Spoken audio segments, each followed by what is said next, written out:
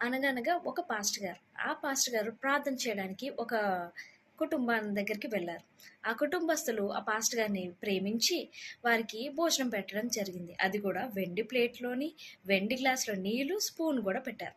అంతా అయిపోయింది. పాస్టర్ ప్రార్థన చేశారు, వెళ్ళిపోయారు. తర్వాత వీరు చెక్ చేసుకుంటే ఒక వెండి స్పూన్ మిస్ అయింది. పాస్టర్ గారు ఏంటి ఇలా చేశారు అని చాలా కలవరపడిపోయారు. ఆయన అడిగితే ఎక్కడ తక్కువైపోతామో అని చెప్పేసి అడగకుండా వారలా వెయిట్ చేస్తున్నారు. మళ్ళీ పాస్టర్ గారు రీవిజిటింగ్‌కొచ్చారు ప్రార్థన చేయడానికి.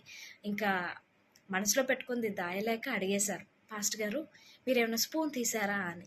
వెంటనే పాస్టర్ గారు నవ్వి, అమ్మా నేనేం స్పూన్ తీయలేదు. మీరు బైబిల్ చదివి 2 నెలలు అవుతుంది కదా అన్నారంట. అదేంటి పాస్టర్ గారు అలా అన్నారనంటే, ఆ వెండి స్పూన్ నేను బైబిల్‌లోనే పెట్టాను అన్నారంట. మన జీవితాలు ఎలా ఉన్నాయి? అలాగా మన పాస్టర్ గారు వచ్చినట్టు మన జీవితంలో రాకపోవచ్చేమో కానీ దేవుడు ప్రతిరోజు మనల్ని చూస్తున్నారు. బైబిల్ చదువుతున్నారా మీరు?